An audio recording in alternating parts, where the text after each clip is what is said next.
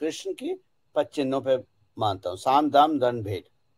लेकिन 2014 के बाद क्या हुआ? दादरी कांड, रोहित वेमुला कांड, उसके बाद बहुत सारे बीच में कांड, फिर रेप्स, फिर आपका सीए, फिर एनआरसी, फिर फार्म्स लॉ, फिर दुनिया भर का, और आज अडानी को लेके बैठे हैं। मणिपुर, किसी रूप में मोदी को हटाना है, सिविल अनरेस्ट करना है ताकि मोदी हटे। क्योंकि यही तो वह बात है कि सत्ता में जो रुकावट आई, जो सत्ता के स्पीड ब्रेकर थे, माधव सिंधिया हो, राजेश पायलट हो, वाईएसआर रेड्डी हो, दोरजी खांडू हो, उन सब को जो सत्ता के लिए खतरा थे, जैसे सुनंदा पुष्कर थी और जो लोग थे, उन सबको रास्ते से हटाया गया। सुनंदा पुष्कर की मौत ऐसे नहीं हुई है, उसको मारने के लिए बाकायदा दुबई से लोग आए। ठीक बात। अच्छा, जितनी जितनी कांग्रेस डिप्लीट हुई है ओवर द लास्ट 9 years, उतना पाकिस्तान बर्बाद हुआ है। ये भी एक इंटरेस्टिंग कनेक्शन है।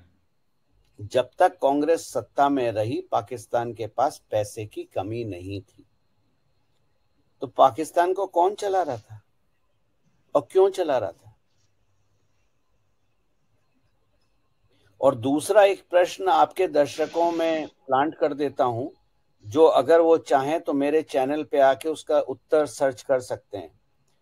तवलीन सिंह एक पत्रकार हैं, सोनिया गांधी से नफरत क्यों करती हैं? और जब तवलीन सिंह का बेटा, जो कि लंदन में रहता है, शायद लंदन या अमेरिका में, उसका वीजा मोदी सरकार ने रिजेक्ट करा था, तो उनके तेवर क्यों चढ़ गए थे? ये जरा आप लोग रिसर्च कीजिए, अगर चाहें तो तवलीन नाम टाइप करके मेरे चैनल पे सर्च कीजिए, आपको उत्तर मिल जाएगा। ठीक बात। अच्छा गौरव जी, एक जो पूरी आपने क्रोनोलॉजी गिनाई, और मैंने शास्त्री जी से बात शुरू की, और आपने तो 2014 तक का एक लंबा पूरा कनेक्शन और पूरी क्रोनोलॉजी सामने रख दी। अब मैं अगर आपको फिर से शास्त्री जी के समय ही वापस ले चलूं।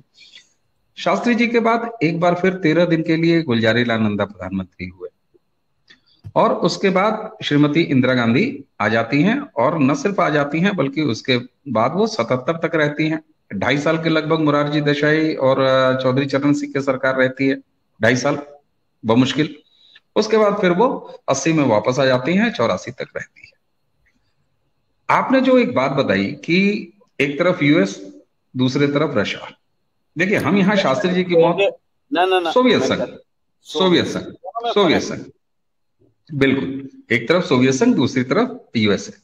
ठीक है, हम यहाँ पर शास्त्री जी की मौत कैसे हुई, किन परिस्थितियों में हुई, उस पर तमाम हैं, देवधर साहब की किताब है, बहुत सारी चीजें हैं उस पर, जो है बहुत सारे लोगों ने लिखा है, कितने संदेह हैं, वो सारी चीजें हैं।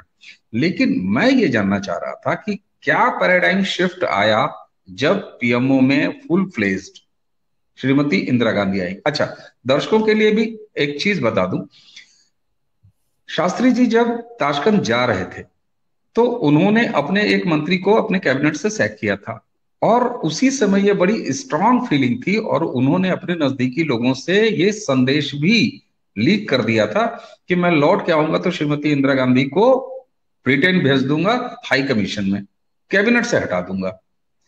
इन सारी चीजों के बाद पीएमओ में श्रीमती इंदिरा के आने के बाद और 84 तक रहने, 2.5 साल छोड़ दीजिए आप जनता पार्टी के और चौधरी चरण सिंह के, ऐसा क्या पैराडाइम शिफ्ट हुआ और उसका क्या असर हुआ भारत पर?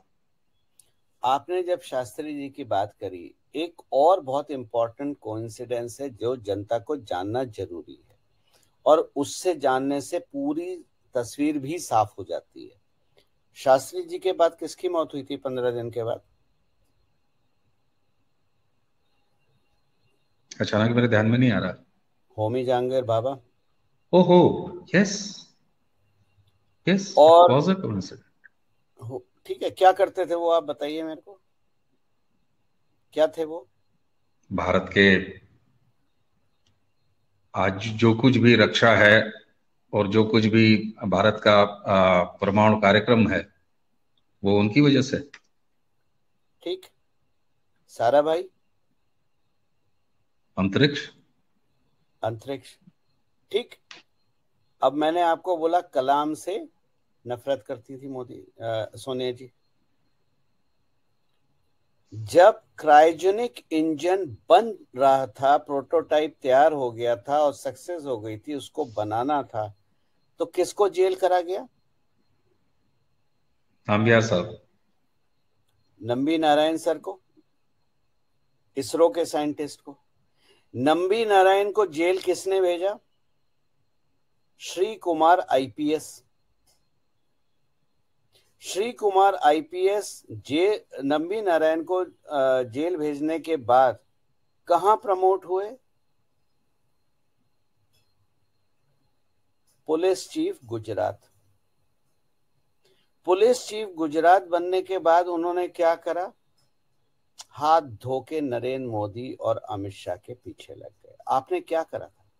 आपने वहां भाभा और साराभाई को खत्म किया, इंडिया का डिफेंस और अंतरिक्ष। यहां आपने क्रायोजेनिक इंजन के बनाने वाले को रिजेक्ट किया, और भारत को क्रायोजेनिक इंजन की सप्लाई देने के लिए रशिया तैयार हो गया था, लेकिन आपने उन्हें हटा के वो ऑफर लिया ही नहीं, और आप डिपेंडेंट रहे किस पे? विदेशी ताकतों पे क्रायोजेनिक इंजन के लिए। आ रही है बात समझ में? भाई साहब बहुत गहरी बात बोल रहा हूं मैं, बिल्कुल समझ बिल्कुल। में? तो अब आप आते हैं इंदिरा गांधी की कैबिनेट की जब बात होती है, तो इंदिरा गांधी की कैबिनेट कौन कंट्रोल कर रहा था? जो भी मंत्री थे इंदिरा गांधी, क्योंकि इंदिरा गांधी के बारे में बोला जाता है गूंगी गुड़िया, लेकिन उनकी छवि बनाई गई आयरन लेडी की। सैम मानेकशॉ अगर मजबूत नहीं होते तो इंदिरा गांधी तो बांग्लादेश लड़ाई लड़ने की हैसियत ही नहीं थी उनकी। ये तो हमारी फौज के चीफ थे जिनकी बदौलत हम बांग्लादेश खेल गए। और उसके बाद क्या हुआ? उसके बाद आपने समझौता करा और पाकिस्तानी सोल्जर्स को फ्री में छोड़ दिया, अपने सोल्जर्स मांगे ही नहीं। तो 1968 फरवरी के बाद 26 मई 2014 तक भारत को कौन चला रहा था?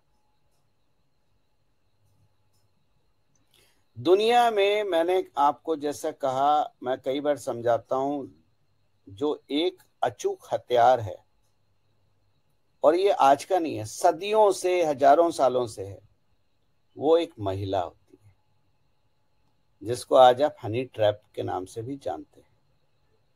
जितने भी रक्षा के केसेस हैं, चाहे इसरो साइंटिस्ट हो, चाहे फौज के हो, चाहे नेवी के हो, अफसर जो पकड़े जाते हैं, सब हनी ट्रैप में होते हैं ना। सबके पीछे एक महिला का ही हाथ होता है ना। तो भाई साहब मेरे को ये बात बता दीजिए, फरवरी 1968 से 26 मई 2014 तक भारत को चला कौन रहा था? भारत को चला रहा था सीआईए, और सीआईए का जो घोड़ा है उसका नाम है आईएसआई। आपने जहां सत्ता बदली, आपने जहां पीएमओ को फूल प्रूफ करा, जहां से अब कोई जानकारी लीक नहीं होती, ऐसा करते ही पाकिस्तान के हाथ में कटोरा आ गया और आईएसआई की कोई मान्यता नहीं रही, और पाक फौज आपस में लड़ रही है। आपने कंट्रोल हटाया था केवल। अच्छा, आप इसको 68 से ही लेके चलेंगे या इसको शास्त्री जी के ठीक बाद से लेके चलेंगे? नहीं, मैं इसको शास्त्री जी के पास से लेके चलूंगा, क्योंकि वो एजेंसीज की लड़ाई थी। केजीबी कंट्रोल करे या सीआईए भारत को कंट्रोल करे, क्योंकि भारत में असीम संपदा थी।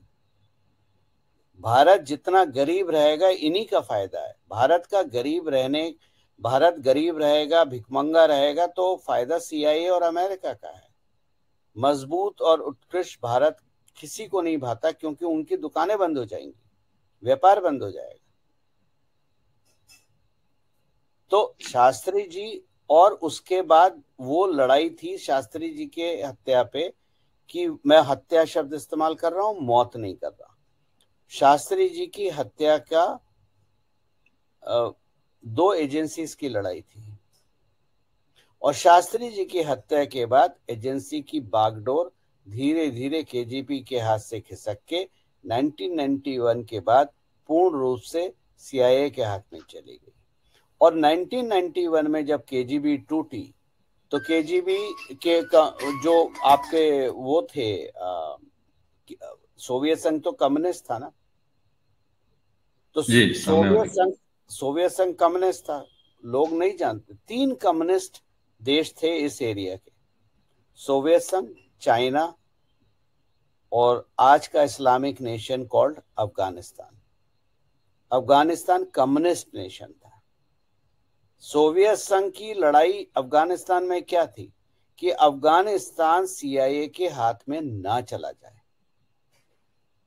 और उसको करने के लिए आपने पाकिस्तान को तैयार करा। सीआईए ने हथियार बनाया पाकिस्तान को। पाकिस्तान का तो अपना कोई वजूद आज भी नहीं है, क्योंकि उनकी कोई बिल्कुल। फिलॉसफी आज भी नहीं है। तो ये एजेंसियों की लड़ाई समझ में आ रही है, बिल्कुल समझ ये में आ रही है अब मैं। हाँ। उस, उसके बाद 1991 के बाद जब सोवियत संघ टूटा, तो कम्युनिस्ट का इकलौता झंडा किसके हाथ में चला गया? चाइना के पास। चाइना का। तो अब आपको समझ में आ रहा है कि 2008 में जो राहुल गांधी ने एमओयू साइन करा था चाइना के साथ व्यक्तिगत तौर पे, क्या था वो? भारत को बेचने की तैयारी। क्योंकि ठीक उन्हें बात है। पता था सत्ता तो हमारे ही हाथ में रहेगी, दाएं बाएं जोड़ घटा करके जैसा भी करें, पर सत्ता तो हमारे ही हाथ में रहेगी। हम इस सत्ता को भोगने के लिए ही पैदा हुए हैं। लेकिन भला हो भारत की जनता का, भारत के जगने वाले सनातनियों का, कि हमने 26 मई 2014 को उनको उखाड़ के फेंक दिया।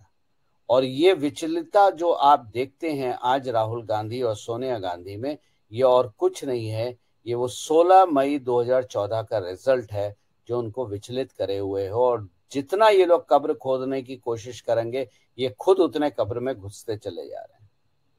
इसीलिए मैं बोलता हूं कि भारत आजाद हुआ था 26 मई 2014 को। ये एक संकेत के रूप में आपने बहुत बड़ी बात कही है कि भारत 2014 के साल में आजाद हुआ। तो अब तक जितनी बातें आपसे, और उसको आप कोई भी नकार नहीं सकता, क्योंकि एक पूरी क्रोनोलॉजी बिल्कुल साफ सुथरी लाइन और बड़ी क्लियर दिखाई देती है। तो क्या ये मान लिया जाए कि 11 जनवरी 1966 से ही 2014 तक, ये अलग बात है कि इंदिरा जी के समय में वो दो एजेंसियों का मामला था, लेकिन था तो विदेशी का ही। और तब से लेके 1966 से 2014 तक भारत भारत के हाथ में था ही नहीं। नहीं, भारत भारत के हाथ में नहीं था। आप कोई पॉलिसी उठा के देख लीजिए गवर्नमेंट की, अगर आप डीप स्टडी करेंगे तो पॉलिसी का फायदा भारत में रक्षा, क्या वैज्ञानिकों की कमी है? जिस इसरो को शुरू करा था विक्रम साराभाई ने, वो इसरो क्या इतनी काबिलियत नहीं रखती थी कि अपनी सैटेलाइट अपने आप भेज सके? लेकिन आपको याद होगा हम फ्रेंच गुयाना से भेजते थे, हम भारत से नहीं भेजते थे। नहीं व्यस्त। क्या कारण है कि डिफेंस मिनिस्ट्री का, चाहे हवाई जहाज हो, शिप हो, चाहे आपका बंदूकें हो, गोलियां हो, एक छोटा सा नट बोल्ट भी विदेश से आता था। तो समझ में आ रहा है ये पूरी, मुझे लग रहा है हाँ, कि दर्शक भी जब ये पूरी मैं क्रोनोलॉजी जोड़ेंगे तो ये बिल्कुल क्या साफ हो जा रहा है। क्या कारण है कि सीड भी बाहर से आते थे, किसान की अगर हम बात करें? क्या कारण है कि फर्टिलाइजर भी हमें इंपोर्ट करना पड़ता था?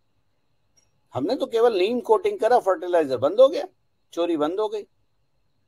तो भारत को बाजार के रूप में ही देखा जाता था। और यही कारण है कि संसद में खड़े होके राहुल गांधी ने बोला था मेक इन इंडिया फ्लॉप है, मेक इन इंडिया संभव नहीं है, मेक इन इंडिया हो ही नहीं सकता। आगे आपको बात समझ में, ये 2008 का MOU है। ये खानदान बिल्कुल में तो भारत को बेचने की प्रवृत्ति रही है, और ये प्रवृत्ति खानदान में आज से नहीं रही है, ये नेहरू जी के टाइम से रही है। शास्त्री जी के समय उसको थोड़ा सा ब्रेक मिला था, और उस ब्रेक के लगते ही शास्त्री जी को भी निपटा दिया गया।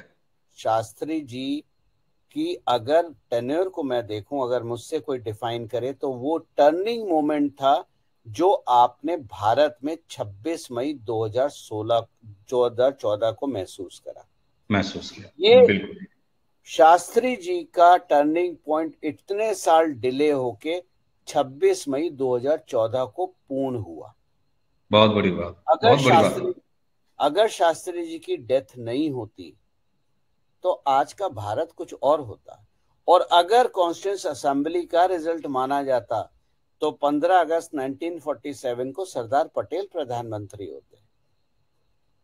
और अगर असली में गांधी जी ने टांग ना अड़ाई होती तो भारत 1943 में आजाद होता और श्री सुभाष चंद्र बोस भारत के प्रथम प्रधानमंत्री होते। गौरव जी, ये सारी चीजें जिस तरीके से क्रमवार और एकदम बिल्कुल जिसको कहते हैं ना कि एक लाइन, एक सिरे से बिल्कुल जोड़ देना, एक जंजीर तैयार कर देना, मुझे लगता है कि इस पूरी बातचीत को सुनने के बाद हम कोई निष्कर्ष रखें इसकी कोई आवश्यकता ही नहीं है। दर्शक खुद उन सारी चीजों को जब एक कड़ी को दूसरे कड़ी से जोड़ेंगे तो 1947 से शुरू हुई कहानी, जो कि 2 साल के लगभग शास्त्री जी में ब्रेक पाती है, उसके बाद सीधे 2014 में आके खत्म होती है। गौरव जी, ये एक ऐसा एंगल था, मुझे लगता है कि दर्शकों को बहुत सारी चीजें इस चर्चा को सुनने के बाद गुनने और बुनने के लिए एक जमीन तैयार करेगी, और उनकी खुद की अपनी एक बिल्कुल खुद का सोचा, खुद की एक समझ कायम होगी। हमने और आपने इस चर्चा में केवल उनके बिंदु दे दिए हैं, जैसे कहते हैं ना, डॉट्स आपने खींच दिए हैं। अगर उस डॉट्स को, सारे डॉट्स को कवर किया जाएगा तो दर्शक बहुत आराम से आपकी कही गई बात को वास्तविक रूप से न सिर्फ समझ पाएंगे बल्कि उसका मिलान भी भारत की टेम्पलेट से कर पाएंगे, और तब पता लगेगा कि 2014 में अगर भारत में राष्ट्रीय स्तर पर सत्ता परिवर्तन नहीं होता तो आज भारत कहां होता। जी, आप कुछ कंक्लूड करेंगे? जी, मैंने केवल डॉट आपको दिए हैं और एक पिक्चर बना के दिखाई है, जो एक डेटा साइंटिस्ट का काम होता है, एक एज ए स्टोरी टेलर। आप खुद अपना गूगल खोलिए, रिसर्च कीजिए, जो डेट्स हैं वो रिसर्च कीजिए। अगर आपको डेट्स चाहिए तो मैं आपको डेट्स भी बता सकता हूं।